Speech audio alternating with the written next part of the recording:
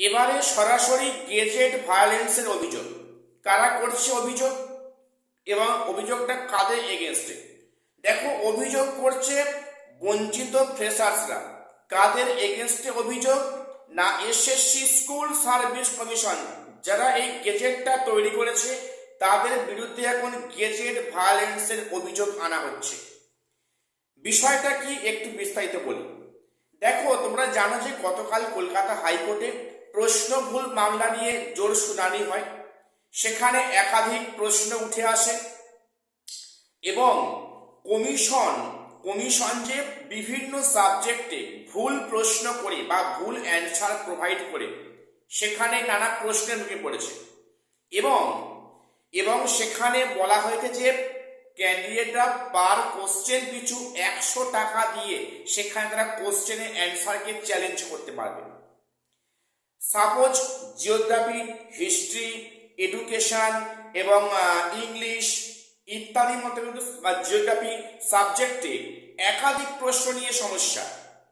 একটা বিষয় দেখো, যেখানে একটা কম্পিটিটিভ পরীক্ষা, যেখানে 0.5 এর জন্য বা তার থেকে কম ডিফারেন্সে চাকরি পায় না, সেখানে একাধিক প্রশ্ন ভুল, একাধিক সাবজেক্ট, সেখানে একাধিক কোশ্চেন ভুল বা সেখানে একাধিক প্রশ্নে ভুল উত্তর প্রোভাইড করা হয়েছে, মার্কস ফর অল করা হয়েছে।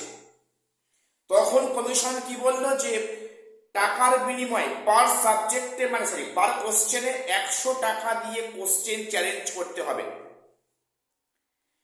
তো বিষয়টা ধরো একটা সাবজেক্টে হিস্ট্রিতে ধরো 7টা কোশ্চেন ভুল, যদি কোনো ক্যান্ডিডেট সেখানে 7টা কোশ্চেনে তারা যদি চ্যালেঞ্জ করে তাকে সেখানে 700 টাকা কমিশনকে পে করতে হবে। একটা ক্যান্ডিডেট যারা কষ্ট করে পরীক্ষার ফিজটুকু জোগাড় করতে হয়েছে, বইপত্র কিনে পড়াশোনা করতে হয়েছে, তাদেরকে আবার ভুলটা করলো কারা? কমিশন। কারা খেসারত দেবে? না, সাধারণ পরীক্ষার্থীরা। এটা কি ধরনের বিচার? এবং এই যে কোশ্চেন চ্যালেঞ্জ করেছে বা অ্যান্সার চ্যালেঞ্জ করেছে তার সংখ্যাটা কিন্তু কয়েক লক্ষ, প্রায় 1,18,000 কি 20,000, এই মুহূর্তে খেয়াল নেই, 1,18,000 কিংবা 20,000 ক্যান্ডিডেটরা কোশ্চেন চ্যালেঞ্জ করেছে বা অ্যান্সার চ্যালেঞ্জ করেছে। অথচ এই যে যে টাকা নেওয়া হচ্ছে, এটা গেজেটে কোথাও উল্লেখ নেই যে কোশ্চেন চ্যালেঞ্জ করতে গেলে পার কোশ্চেনে 100 টাকা নেওয়া হবে। বিতর্ক কোশ্চেন এখানটাই, এখানে হচ্ছে কি গেজেটে কোথাও উল্লেখ নেই যে কোশ্চেন বা অ্যান্সার চ্যালেঞ্জ করতে গেলে পার কোশ্চেনে 100 টাকা করে প্রোভাইড করতে হবে। এবং যেখানে কমিশনের পক্ষ হয়ে অনেকে বলছে যে এক্সপিরিয়েন্সের 10 মার্কস যদি বাতিল হয় তাহলে সেটা নাকি গেজেটকে ভায়োলেট করা হয়। খুব ভালো কথা, এক্সপিরিয়েন্সের 10 মার্কস যদি বাদ যায় সেটা কি হবে? গেজেটকে ভায়োলেট করা হবে। খুব ভালো। তাহলে এখানে যে উল্লেখ নেই যে পার কোশ্চেনে 100 টাকা দিয়ে চ্যালেঞ্জ করতে হবে, তাহলে সেটা যে কমিশন যে গ্রহণ করলো, তাহলে এক্ষেত্রে বিষয়টা কি হলো? এটা কি গেজেটকে ভায়োলেট করা হচ্ছে না? হচ্ছে তো অবশ্যই।